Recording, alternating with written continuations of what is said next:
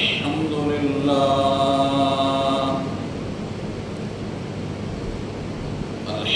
لله وكفى والصلاة والسلام على سيد الرسل وخاتم الأنبياء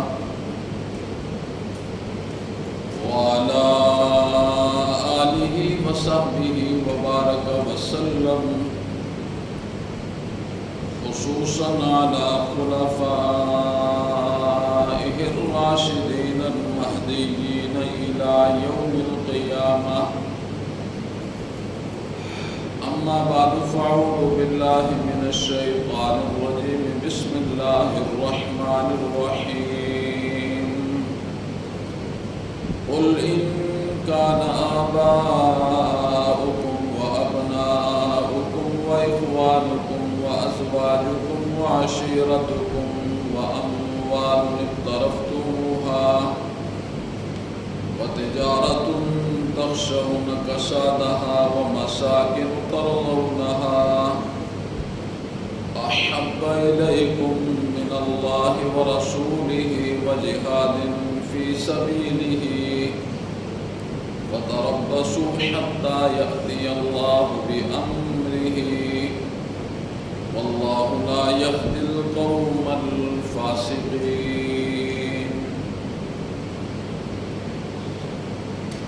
اللهم صل على محمد وعلى آل محمد كما صليت على إبراهيم وعلى آل إبراهيم إنك حميد مجيد. اللهم بارك على محمد وعلى آل محمد كما باركت على إبراهيم وعلى آل إبراهيم إنك حميد مجيد. رب اشرح لي صدري ويسر لي أمري واحلل عقدة من لساني يفقهوا قولي. رب زدني علما رب زدني علما رب زدني علما.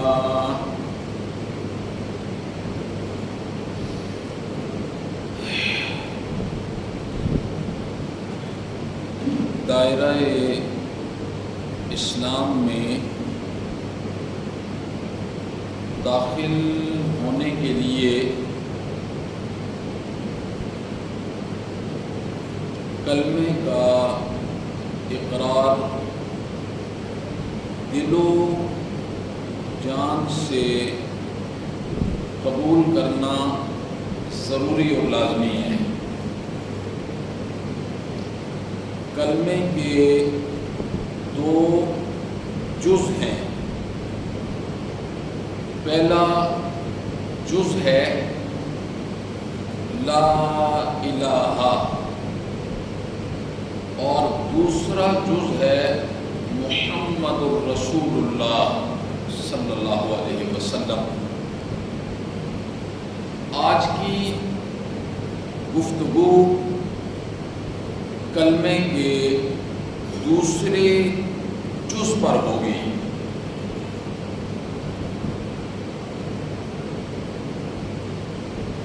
کیا صرف امام الانبیاء کے اقرار کرنے سے ایک بندہ اقرار کرتا ہے کہ میں آمنہ کے لال کو محمد الرسول اللہ مانتا ہوں،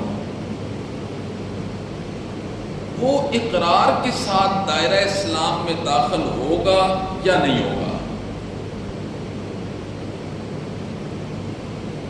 اللہ رب العزت نے اس کے متعلق قرآن مجید میں کیا ارشاد فرمایا؟ مدینہ میں منافقین کی ایک کثیر تعداد موجود تھی جنہوں نے امام الانبیاء کے متعلق قسم اٹھا کے کہا تھا کہ آپ اللہ کے رسول ہیں. اللہ رب العزت نے سورۃ मुनाफिकून पूरी नाजल करके अल्लाह ने फरमाया मेरे पैगंबर मैं इस बात की गवाही देता हूं कि आप अल्लाह के पैगंबर हैं, पर ये मुनाफिक अपने दावे में झूठे हैं।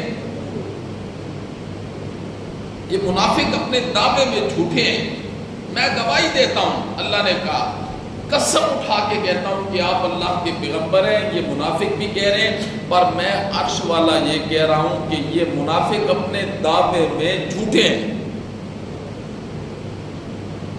मेरे पैगंबर आपका इकरार बंदे को दायरा इस्लाम में दाखिल करता है, लेकिन वो दायरा इस्लाम में कब दाखिल होंगे? अल्लाह ने फरमाया उसके लिए मैं उसूल बयान करूंगा। ज़ाहिर नबी मेरा है, कलाम मेरा है, तो फैसला भी तो मैंने करना है। अल्लाह ने फरमाया उसके लिए मैं उसूल बयान करूंगा कि मेरे नबी को मानने वाला कौन है दिलो जान से, और मेरे नबी के साथ ज़बानी मोहब्बतों के नारे लगाने वाला कौन है, पता चल जाएगा। उसी का तज़किरा इंशाअल्लाह आज की मजलिस में होगा, उसी का तज़किरा। अल्लाह ने सूरह तौबा है, अल्लाह ने इस आयत में 8 रिश्तों को गिनवाया। कितने रिश्तों को? 8 रिश्तों को गिनवाया। और रिश्ते कैसे हैं ये अभी मैं आपके सामने जब अल्लाह का कलाम पढ़ूंगा एक एक रिश्ते का तज़किरा करूंगा, आपको पता चल जाएगा अल्लाह ने कौन से 8 रिश्तों का तज़किरा किया। उन 8 रिश्तों का तज़किरा करने के बाद अल्लाह ने फिर 3 रिश्तों का तज़किरा जिक्र किया। अल्लाह ने फरमाया जिस बंदे को इन 3 रिश्तों से बढ़कर 8 रिश्तों से मोहब्बत है वो मोमिन नहीं है। वो क्या है? मोमिन नहीं है। ऐसी बातें ज़रा सुननी भी मुश्किल होती हैं और सुनानी भी मुश्किल होती हैं। आम रिवाज के मुताबिक ये गुफ्तगू की नहीं जाती है। आज ज़रा आपने तवज्जो से सुनना है। अभी जब मुनाफिकीन ने ये कहा ना कि हम कसम उठा के कहते हैं कि आप अल्लाह के नबी हैं, अल्लाह ने फरमाया ये गले से ऊपर कह रहे हैं, अंदर से इन्होंने आपको नबी नहीं माना है, अंदर से ये मुनाफिक हैं। कहीं हम भी निफाक वाले दायरे में खड़े होकर तो दावे नहीं कर रहे। ये हमें दुनिया की जिंदगी के अंदर ये नतीजा निकालना है। अल्लाह ने वो 8 रिश्ते जिक्र किए। अल्लाह ने फरमाया कुल, मेरे पैगंबर कह दीजिए, इन काना आबा हुकुम, अगर तुम्हारे माई बाप, तुम्हारे अबा व अजदाद, नंबर 2 व अबना अकुम व अबना उकुम, तुम्हारे बेटे, लख्त जिगर, आंखों की ठंडक, व इख्वानुकुम, तुम्हारे भाई, व अज़वाजुकुम, तुम्हारी बीवियां 4, नंबर 5 व अशीरतुकुम, तुम्हारा कौम, कबीला, खानदान, व अमवालुन इक़्तरफ़्तुमूहा, और तुम्हारे वो माल जिन्हें तुमने मेहनत से कमाया है। मुतलकन माल कुरान ने जिक्र नहीं किया, कुरान ने ये जुमला साथ जिक्र किया है, वो माल जिन्हें तुमने मेहनत से कमाया है। यहाँ कुरान ने ये जुमला क्यों जिक्र किया कि जो माल खून पसीने की कमाई से कमाया जाता है वो ज़ाया हो जाए तो तकलीफ बहुत होती है, और जो माल बाप की वरासत में आ जाए वो ज़ाया हो जाए तो अफसोस का कभी ख्याल भी नहीं आता है। ये कुरान ने इसलिए ये सारे रिश्ते जिक्र किए। फरमाया व अमवालुन इक़्तरफ़्तुमूहा, वो माल जिन्हें तुम मेहनत से कमाते हो। और नंबर 7 व तिजारतुन तख़शौना कसादहा, और तुम्हारी वो तिजारत, तुम्हारा वो बिजनेस जिसके मंदा पड़ने से तुम्हारे दिल में खौफ आ जाता है। کبھی کبھار ایسے ہوتا ہے نا کہ سیزن چلا گیا، مال گھاٹے پڑ گیا، بندہ کہتے ہیں اب اس کا خوف ڈر رہتا ہے۔ نمبر 8 وَمَسَاكِنُ تَرْضَوْنَهَا، تمہارے کوٹھیاں، بنگلے، محلات جنہیں تم بڑی محبت کرتے ہو، ان کوٹھی اور بنگلوں کے ساتھ تم بڑی محبت کرتے ہو، کہتے نہیں ہیں یہ میں نے گھر کے باتھ روم پر 10 لاکھ روپیہ لگا دیا ہے، نہیں کہتے لوگ، نہیں لگاتے لوگ، 10 لاکھ تو میں نے کم کہا ہے، اس سے بھی زیادہ پیسے لوگ لگاتے ہیں۔ قرآن نے کیا کہا؟ وَمَسَاكِنُ تَرْضَوْنَهَا، وہ کوٹھیاں، بنگلے، گھر جنہیں تم بڑی محبت کی نگاہ سے دیکھتے ہو۔ یہ 8 چیزیں گننے کے بعد اللہ نے آگے کیا فرمایا؟ اب عاشق رسول کون ہے اس کا قرآن نے ذکر کیا۔ یہ نا یہ عاشق رسول ہوتے ہیں، جی ہم عاشق رسول ہیں۔ اللہ نے فرمایا سنو، 8 چیزیں گننے کے بعد فرمایا احب الیکم من اللہ ورسولہ، اگر یہ چیزیں تمہیں پسند ہیں، یہ 8 رشتے تمہیں زیادہ پسند ہیں تمہاری طرف اللہ کی نسبت، ورسولہ اور اس کے رسول کی نسبت، وجہاد فی سبیل اللہ اور اللہ کے راستے میں جہاد کرنے کی نسبت، اللہ سے، اللہ کے نبی سے، اللہ کے راستے میں جہاد کرنے کی نسبت، یہ 8 رشتے تمہیں زیادہ محبوب ہیں تو فتربصوا، پھر انتظار کرو، پھر انتظار کرو۔ عطا اللہ شاہ بخاری رحمہ اللہ نے منع کیا، میرے صحن سے باہر نکل جاؤ، اللہ کہتا ہے میرے صحن سے فتربصوا، تمہاری ضرورت مجھے نہیں ہے، میرے صحن سے باہر نکل جاؤ، حتی یأتی اللہ بامرہ، پھر میرے عذاب کا انتظار کرو، میرے عذاب کا انتظار کرو۔ واللہ لا یہدی القوم الفاسقین، اللہ فاسق لوگوں کو کبھی ہدایت نہیں دیتا۔ امام الانبیاء کی حدیث کیا ہے؟ آپ نے فرمایا لا یؤمن احدکم حتی اکون احب الیہ من والدہ وولدہ والناس اجمعین۔ امام الانبیاء نے فرمایا تم میں سے کوئی بندہ اس وقت تک مومن نہیں ہو سکتا جب تک کہ اپنے ماں باپ سے بڑھ کر، اپنی اولاد سے بڑھ کر اور کائنات کی ہر چیز سے بڑھ کر مجھ سے محبت کرنے والا نہ ہو جائے، اس وقت تک کوئی مومن نہیں ہو سکتا۔ اب میں نے آپ حضرات کے سامنے قرآن مجید کی یہ آیت پڑھی ہے، اس آیت میں 8 رشتوں کو ایک جگہ ذکر کیا، ان کے مقابلے میں اللہ نے 3 رشتوں کو ذکر کیا، اس میں اللہ نے اپنا ذکر کیا، اس میں اللہ نے اپنے حبیب کا ذکر کیا، اس میں اللہ نے جہاد فی سبیل اللہ کا ذکر کیا۔ اب میری آپ ہر شخص سے میری یہ درخواست ہے، اپنے آپ کو بھی میں شامل کرتا ہوں، ضمیر کا ترازو بناؤ، ضمیر کو ترکھڑی بناؤ۔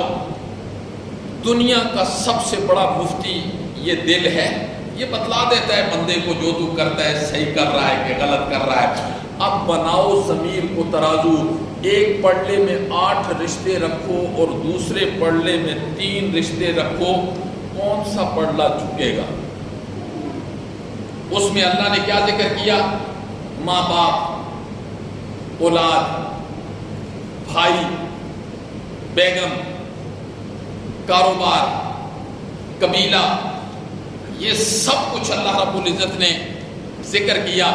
اللہ نے فرمایا اگر یہ اللہ اور اس کے رسول اور جہاد فی سبیل اللہ سے بڑھ کر ہے، آج اگر ہم ضمیر کا ترازو بنائیں، اس میں یہ 8 رشتے رکھیں، 8 رشتوں والا پڑلا جھک جائے گا اور 3 محبتوں والا پڑلا اوپر ہو جائے گا۔ ایسے ہی ہے کہ نہیں ہے؟ بولو، ایسے ہی ہے کہ نہیں ہے؟ یہ خود قرآن کہہ رہا ہے، اور مجھے پتہ ہے کہ یہ 8 رشتے جو قرآن نے ذکر کیے ہیں، ان سے بڑھ کر ہمیں اللہ سے محبت نہیں ہے، نبی سے محبت نہیں ہے، جہاد فی سبیل اللہ سے تو ہے ہی نہیں ہے نا، تو کم از کم ان 2 کا زبانی طور پر تذکرہ کرتے ہیں۔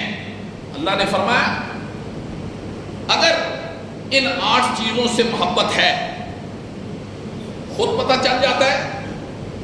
شادی ہوتی ہے، شادی گھر میں شروع ہوتی ہے نا، جس وقت بینڈ باجے والے آتے ہیں، ناچنے والے آتے ہیں، دھمال ڈالنے والے آتے ہیں، رسومات شروع ہو جاتی ہیں، اور پھر جو دولہے والے ہوتے ہیں وہ 400-500 کی فوج کے ساتھ لڑکی کے والد پر حملہ کرتے ہیں۔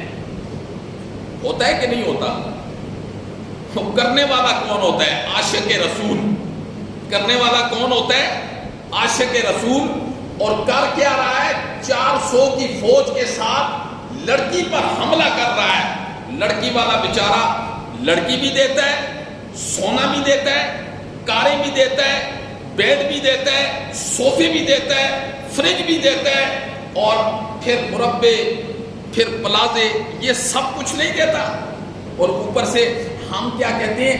یہ جہیز فاطمی ہے۔ آپ کو تو کسی نے بتایا ہی نہیں ہے جہیز فاطمی کیا ہوتا ہے۔ پتہ ہے کسی کو جہیز فاطمی کیا ہوتا ہے؟ عجیب لوگوں نے ہندوانہ رسومات کو اللہ کے نبی کے مقابلے میں نہیں کھڑا کیا۔ جب یہاں کا تو ہمیں نہیں پتا، یہ دیہاتوں میں پہلے ہم جب بچپن کا زمانہ تھا، اب بات میں نے ساری یہ سمجھانی ہے کہ ان 8 رشتوں سے محبت ہے کہ اللہ اور اس کے رسول سے محبت ہے۔ اور ہم عملی طور پر جب شادی ہوتی ہے نا، شادی، پھر جو لڑکے کے ماں باپ ہوتے ہیں نا، وہ سر جوڑ کے بیٹھ جاتے ہیں، اچھا وہ بھی خفا ہے، وہ بھی خفا ہے، وہ بھی خفا ہے، وہ بھی خفا ہے، شادی کا موقع ہے، سب کو منوانا ہے۔ پھر ماں باپ چلے جاتے ہیں، باپ پگڑی ڈالتا ہے اس کے پاؤں میں، اور ماں اپنا دوپٹہ ڈالتی ہے، آ جاؤ جی، چاچے کا بیٹا ہے، ماموں کا بیٹا ہے، پھوپھی کا بیٹا ہے، تائی کا بیٹا ہے، جی فلاں۔ اور رشتے کیا ہے؟ جو داماد ہے اس کی پھوپھی ہے، اس کو بھی منوانا ہے، جی سب کو منوا کے شادی والے دن اپنے گھر میں لاتے ہیں، اور اللہ اور اس کے رسول کو کہتے ہیں کہ تم ہمارے بیڑے سے باہر نکل جاؤ۔ کہتے ہیں کہ نہیں کہتے؟ سارے کام تو غیر شرعی کر رہے ہیں۔ محبت کس چیز کا نام ہے؟ وہ تو آگے چل کے میں بتاؤں گا نا، محبت کس چیز کا نام ہے، محبت کسے کہتے ہیں۔ تو پھر جہیز فاطمی، وہ میں بتا رہا تھا کہ جب حضرت علی رضی اللہ تعالیٰ عنہ کے ساتھ نسبت ہوئی نا حضرت فاطمہ رضی اللہ تعالیٰ عنہ کی، نبی پاک صلی اللہ علیہ وسلم نے حضرت علی سے کہا شادی کرنے کے لیے کچھ ہے؟ شادی جو کر رہے ہو تو کچھ ہے؟ نے کہا اللہ کے نبی میرے پاس تو ایک زرہ ہے اور ایک گھوڑا ہے، باقی تو کچھ بھی نہیں ہے۔ فرمایا یہ گھر، کپڑے، بستر، دیج کی، یہ کہاں سے آئے گا؟ یہ چیزیں ساری انتظام ہے؟ آپ نے فرمایا حضرت علی سے یہ زرہ بیچ کے آؤ، انتظام کرو، اپنے جہیز کا انتظام کرو۔ اللہ اکبر۔ حضرت علی کہتے ہیں میں باہر نکلا نا تو میری ملاقات حضرت عثمان سے ہو گئی رضی اللہ تعالیٰ عنہ، وہ بھی نبی پاک کے دوہرے داماد ہیں۔ تو انہوں نے پوچھا علی بھائی کہاں جا رہے ہیں؟ انہوں نے ساری بات بتلائی کہ زرہ بیچنے کے لیے جا رہا ہوں، نسبت ہو گئی ہے۔ وہ تاجر تھے، تو انہوں نے کہا اچھا اس کی کڑیاں گنو، زرہ کی کتنی کڑیاں ہیں گنو، ہر کڑی کے بدلے میں مجھ سے 1 روپیہ لے لینا، میں خریدار ہوں اس کا۔ کڑیاں گنی تو 480 کڑیاں تھیں، 480 درہم دیے، 480 درہم دیے، اور کہا مجھے یہ زرہ دے دو، حضرت عثمان کے حوالے کی۔ حضرت علی تھوڑا سا آگے گئے نا تو حضرت عثمان نے فرمایا ادھر آؤ، فرمایا یہ زرہ بھی میری طرف سے تحفہ لے لو، یہ زرہ بھی میری طرف سے تحفہ لے لو۔ حضرت عثمان رضی اللہ تعالیٰ عنہ کا ارادہ پہلے ہی تھا ان سے تعاون کرنے کا، لیکن اگر ویسے انہیں پیسے دے دیتے نا ان کی خودی میں فرق آ جاتا۔ انہوں نے کہا حضرت علی کی خودی میں فرق نہیں آنا چاہیے، اب میں نے جو تحفہ دیا تو ہم کیا کرتے ہیں، ہم نبی کے عاشق ہیں نا، وہ 4 مسٹنڈے کھڑے ہوتے ہیں، ایک بیوہ خاتون آتی ہے، اسے 10 کلو کا آٹے کا گٹو دیتے ہیں، 7 تصویریں بنا رہے ہوتے ہیں، اس کے گھر والے دیکھتے ہوں گے تو اس پر کیا گزرتی ہوگی. لیکن یہاں میرے نبی کے جو عاشق ہیں نا، ان کا انداز کیا ہے اور ہمارا انداز کیا ہے. جنگ احد کے واپسی پر حدیث کے اندر آتا ہے، جنگ احد سے جب واپسی ہوئی نا تو نبی پاک صلی اللہ علیہ وسلم کی اونٹنی، آپ سوار ہیں، آپ آ رہے ہیں، آپ کی اونٹنی ایک صحابی کی اونٹنی کے ساتھ ہے بالکل، اور وہ نوجوان بچہ ہے خوبصورت. آپ نے فرمایا بیٹا کہاں جا رہے ہو؟ اللہ کے پیغمبر آپ کے ساتھ ہوں. ان کے والد جنگ احد میں شہید ہو گئے. آپ کو پتا تھا یہ فلاں بندے کا بیٹا ہے اور صرف اس کی بیٹیاں ہی بیٹیاں تھیں. تو آپ نے فرمایا اونٹ تیرا بڑا اچھا ہے، بیچتا ہے؟ اس نے کہا اللہ کے پیغمبر کون لے گا؟ آپ نے فرمایا میں لوں گا. تو اس نوجوان نے کہا آپ پھر ویسے ہی لے لیں. امام الانبیاء نے فرمایا کہ نہیں، میں پیسوں کا لوں گا. تو اس نوجوان نے کہا کہ اللہ کے پیغمبر 5000 درہم کا ہے. آپ نے فرمایا اتنی قیمت؟ اس نوجوان نے کہا میں نے تو پہلے ہی کہا تھا آپ مفت لے لیں. آپ نے فرمایا چل ٹھیک ہے میرا تیرا سودا ہو گیا. اونٹ سے اترنے لگا نا، آپ نے فرمایا نہیں، مدینہ چل کے. مدینہ پہنچے، آپ نے اسے 5000 درہم دیا اور اونٹ حوالے کرنے لگا نا، آپ نے فرمایا اونٹ بھی تیرا ہو گیا. نبی کے جو عاشق ہیں، محب ہیں، وہ کیسے لوگ ہیں؟ قرآن نے ان کے متعلق کیا ذکر کیا ہے؟ تو قرآن مجید نے 8 رشتوں کو ذکر کیا ہے، 8 رشتوں کو ذکر کیا ہے. اور 8 رشتوں کو ذکر کرنے کے بعد اللہ نے فرمایا یہ 8 رشتے ہیں، ان میں تمہارے ماں باپ ہیں، تمہارے بیٹے ہیں، تمہارے بھائی ہیں، تمہاری بیویاں ہیں، تمہارا قبیلہ ہے، اور تمہارا وہ مال جنہیں تم محنت سے کماتے ہو، تمہاری وہ تجارت جس کے بندہ پڑنے سے تم خوف کھاتے ہو، اور وہ گھر، وہ زمین، وہ پلازے، وہ گڈیاں، وہ کاریں جن کے ساتھ تم محبت کرتے ہو. آگے اللہ نے کیا فرمایا؟ احب الیکم من اللہ ورسولہ. اگر یہ چیزیں تمہیں زیادہ پسند ہیں اللہ سے اور اس کے رسول سے اور جہاد فی سبیل اللہ سے، تو پھر انتظار کرو میرے عذاب کا. آج ہم سارے عذاب کے اندر نہیں ہیں. عذاب کسے کہتے ہیں؟ عذاب کے ساتھ سینگ تو نہیں ہوتے ہیں. بے چینی کس کا نام ہے؟ بے سکونی کس کا نام ہے؟ آپ اپنی 8 سالہ بچی کو جو صبح ماں سکول بھیجتی ہے نا، تو اس کے دل والی کوٹھڑی واپسی تک دھڑکتی رہتی ہے. آپ اپنی چھوٹی بچی کو زیور پہنا کے باہر بھیج سکتے ہیں، عزت محفوظ نہیں ہے، مال محفوظ نہیں ہے، جان محفوظ نہیں ہے، سکون نہیں ہے. تو اللہ نے فرمایا اگر یہ 8 چیزیں، 8 رشتے تمہیں اللہ سے، اللہ کے نبی سے اور جہاد فی سبیل اللہ سے بڑھ کر محبوب ہے نا، تو پھر میرے عذاب کا انتظار کرو. اس رمز کو کس نے سمجھا ہے؟ اس رمز کو کہ 8 رشتوں کے مقابلے میں ہم نے اللہ کو ترجیح دینی ہے، ہم نے امام الانبیاء کو ترجیح دینی ہے. اس رمز کو سمجھا تو صرف صحابہ کرام نے سمجھا. جنگ بدر میں کئی مرتبہ میں نے بتلایا، جنگ بدر میں حضرت ابوبکر صدیق امام الانبیاء کے جھنڈے کے نیچے ہیں، ان کا بیٹا عبد الرحمن ابو جال کے جھنڈے کے نیچے ہے. بعد میں کچھ عرصے کے بعد صحابہ مسجد نبوی میں بیٹھ کر جنگ بدر کا تذکرہ چھڑ گیا تو حضرت عبد الرحمن کہنے لگے حضرت ابوبکر کے بیٹے، بابا کئی مرتبہ میری تلوار کے نیچے آئے ہیں، باپ سمجھ کر چھوڑ دیا. ابو بکر نے فرمایا بیٹا رب کعبہ کی قسم ایک مرتبہ بھی میری تلوار کے نیچے آ جاتے نا تم اس دن، تو تمہاری گردن میں تن سے جدا کر کے رکھ دیتا. کیوں؟ کہ اس دن میرا بیٹا تو نہیں تھا، اس دن میرے بیٹے وہ تھے جو محمد عربی کے جھنڈے کے نیچے تھے، وہ میرے بیٹے تھے.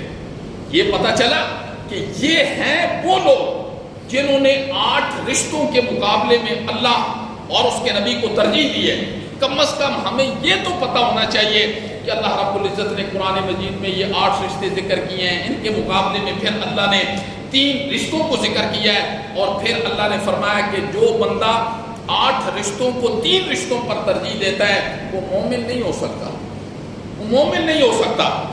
مومن وہ ہے جو 8 رشتوں کے مقابلے میں 3 رشتوں کو ترجیح دے گا، اللہ کے رسول اور جہاد فی سبیل اللہ۔ حدیث کے اندر آتا ہے رم سمجھی صحابہ کرام نے، حضرت سعد بہت خوبصورت نوجوان تھے مکہ میں، جب لباس اور خوشبو پہن کے باہر نکلتے تھے نا، خدا باید شاید مکہ کے لوگ کھڑے ہو کے ان کا لباس دیکھتے تھے، اتنے صاحب ذوق تھے لباس پہننے میں۔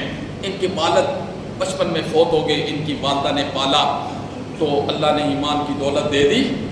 ان کی والدہ کو پتہ چلا بیٹا میرا تو صحابی ہو گیا ہے، وہ باہر دھوپ پر آئی، اس نے بال کھول دیے، کھانا پینا بند کر دیا۔ کسی نے سعد کو بتلایا کہ سعد تیری ماں تو یہ کر رہی ہے، کئی دنوں سے کھانا نہیں کھایا، مکہ میں دھوپ پر بیٹھی ہوئی ہے۔ اس نے کہا جب تک سعد واپس نہیں آئے گا اپنے دین کے اندر، میں اس وقت تک نہ کھاؤں گی نہ پیوں گی نہ گھر جاؤں گی، اسی طریقے سے بال کھول کے باہر بیٹھی رہوں گی۔ حضرت سعد آئے، حضرت سعد نے فرمایا میری ماں یہ تو تیری ایک روح ہے، 100 روحیں بھی میرے سامنے ہوتی اور ایک ایک کر کے نکل جاتی، میں اسے برداشت کر لوں گا، میں دوبارہ اس دین میں نہیں واپس آؤں گا۔ اس کی ماں نے کہا سعد مائیں تو ٹھنڈی چھائیں نہیں ہوتی ہیں۔ اس نے کہا ماں کب تک؟ جب تک جسم میں روح ہے، اس کے بعد کیا ہوگا؟ اس کے بعد کس کے ٹھنڈے سائے کی ضرورت ہوگی؟ میں نے اس سائے کے نیچے پناہ لی ہے جو حوض کوثر پہ ایک مرتبہ پانی پلا دے گا نا، اس دن کہے گا سعد آ جا میرے پاس، جو ایک مرتبہ پانی پلائے گا پھر اس کے بعد کبھی زندگی کے اندر بندے کو پیاس نہیں لگے گی، پیاس نہیں لگے گی۔ اس رمز کو صحابہ کرام نے سمجھا، اس رمز کو کہ ہر رشتے سے بڑھ کر تم نے اللہ سے اور اللہ کے رسول سے اور جہاد فی سبیل اللہ سے، جس نے ان سارے رشتوں سے بڑھ کر محبت کی، آپ نے فرمایا وہ مومن ہے، اور جس نے 8 رشتوں سے محبت کی اور 3 رشتوں کو اپنے سین سے باہر نکال دیا، آپ نے فرمایا وہ مومن نہیں ہے۔ آج ہم دیکھ سکتے ہیں کیا ہم ان رشتوں کے لیے کیا کچھ نہیں کرتے ہیں؟ ہم نے ان رشتوں کے لیے اللہ کی نافرمانی کی ہے، ہم نے ان رشتوں کے لیے اللہ کے رسول کی نافرمانی کی ہے؟ نہیں کی ہے۔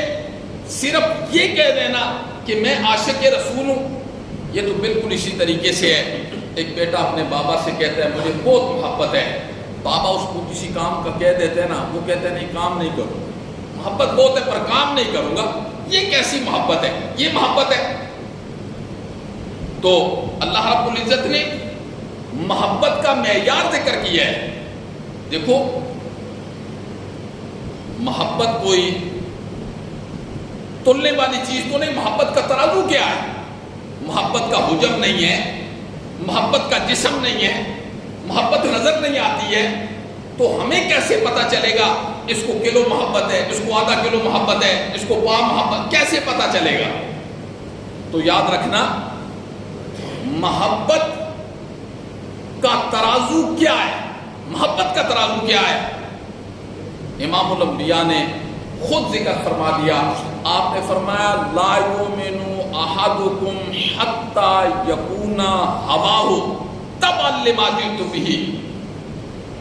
آپ نے فرمایا مجھے رب کعبہ کی قسم ہے، تم میں سے کوئی بندہ اس وقت تک مومن نہیں ہو سکتا جب تک کہ وہ اپنی خواہشات کو اس دین کے تابع نہ کر دے جس کو میں لے کے آیا۔ یہ حدیث ہے، لا یؤمن احدکم حتی یکون ہواہ تبعا لما جئت بہ۔ آپ نے فرمایا رب کعبہ کی قسم، جس بندے نے اپنی خواہشات کو میرے دین کے تابع نہیں نہ کیا، میرے دین کے تابع نہیں کیا، آپ نے فرمایا وہ مومن ہو ہی نہیں سکتا ہے۔ آج مجھ سمیت ہر بندہ اپنے گریباں میں جھانک کر دیکھے، کیا ہم نے اپنی خواہشات کو اللہ کے نبی کے دین کے تابع کیا ہے؟ قرآن ایک جگہ کیا کہتا ہے؟ افرأیت من اتخذ الہہ ہواہ، میرے پیغمبر یہ ایسے لوگ ہیں جسے چاہا اسے اپنا الہ بنا دیا۔ افرأیت من اتخذ الہہ ہواہ، ان کی خواہشات میں جو بندہ آیا جسے چاہا جی اسے داتا بنا دیا، اسے گنج بخش بنا دیا، اسے کرنیاں والا بنا دیا، اسے بھرنیاں والا بنا دیا جی، یہ سارے جو ہم افرأیت من اتخذ الہہ ہواہ، اللہ نے فرمایا، امام الانبیاء نے فرمایا اس وقت تک کوئی مومن نہیں ہو سکتا جب تک کہ وہ اپنی خواہشات کو اس دین کے تابع نہ کر دے جس کو میں لے کر آیا ہوں۔ آج تو میرے محترم، آج ہماری ساری خواہشات اس دین کی مخالفت میں چل رہی ہیں، ساری خواہشات۔ ہماری شادی دیکھو، ہماری غمی دیکھو، ہمارا سونا دیکھو، ہمارا جاگنا دیکھو، ہمارا کاروبار دیکھو جی، ہمارے محلے داری دیکھو، ہماری پڑوسیوں کے ساتھ سب جتنی چیز ہے، پھر اللہ رب العزت کی رحمت کے دروازے کیسے کھلیں گے؟ کیسے اللہ کی؟ ہم تو سارے اللہ کے عذاب کے اندر وقت گزار رہے ہیں، سارے اللہ کے عذاب کے اندر وقت گزار رہے ہیں۔ اللہ کی ناراضگی ہے، کیوں کہ ہم نے ان 8 رشتوں سے محبت کی ہے، ہم نے اللہ کے بیان کردہ 3 رشتوں کو پس کش ڈالا ہے۔ اللہ نے فرمایا پھر میرے صحن سے بھی باہر نکل جاؤ اور میرے عذاب کا انتظار کرو۔ اور یہ بات یاد رکھنا، اتباع سنت کے اندر عروج ہے، اتباع سنت کے اندر کیا ہے؟ عروج ہے، اور ترک سنت کے اندر زوال ہے۔ آج ہم زوال پذیر لوگوں میں سے نہیں ہیں۔ آج کون سی ایسی چیز ہے جسے ہم پیش کر سکتے ہیں کہ اللہ ہم سے راضی ہے اور اللہ کی رحمت ہمارے اس معاشرے پر ہے؟ یہ بات یاد رکھنی ہے، اتباع سنت کے اندر، اتباع سنت کے اندر عروج ہے۔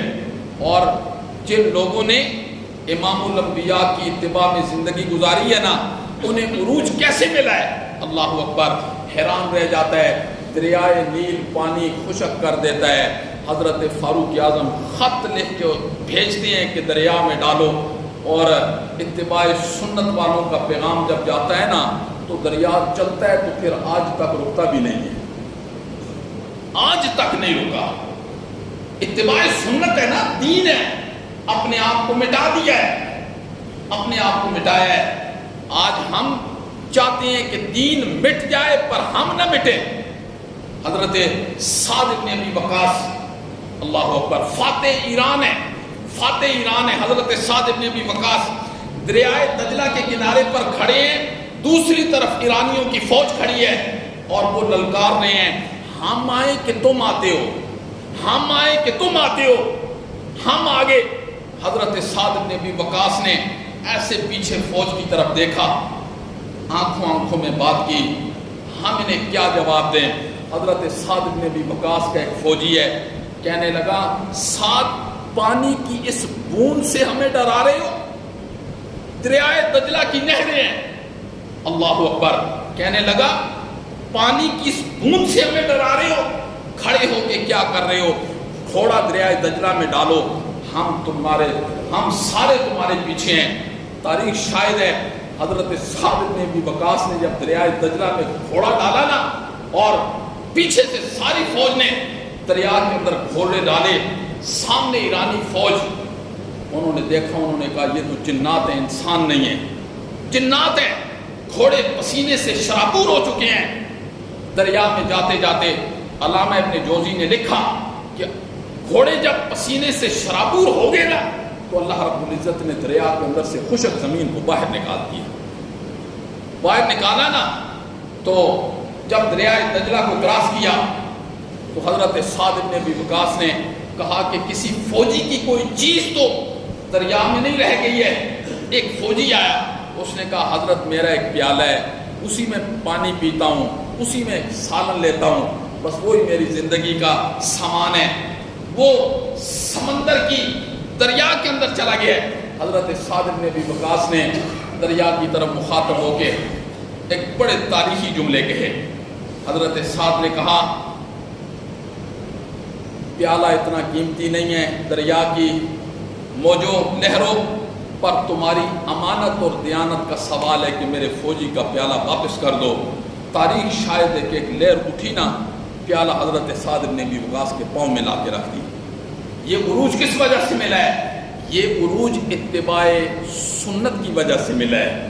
اتباع سنت. آج تو ہم سنت کی پیروی کرنے میں اپنی توہین سمجھتے ہیں، ہتک محسوس کرتے ہیں، بے عزتی محسوس کرتے ہیں، لیکن نہیں میرے محترم، عروج صرف اور صرف سنت کے اندر ہے.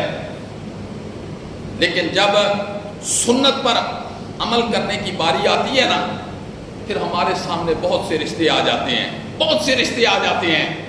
جی کبھی چچا کا رشتہ آ جاتا ہے، کبھی داماد کا رشتہ آ جاتا ہے، کبھی بیٹے کا رشتہ آ جاتا ہے، کبھی بیوی کا رشتہ آ جاتا ہے، بہت سے رشتے آ جاتے ہیں.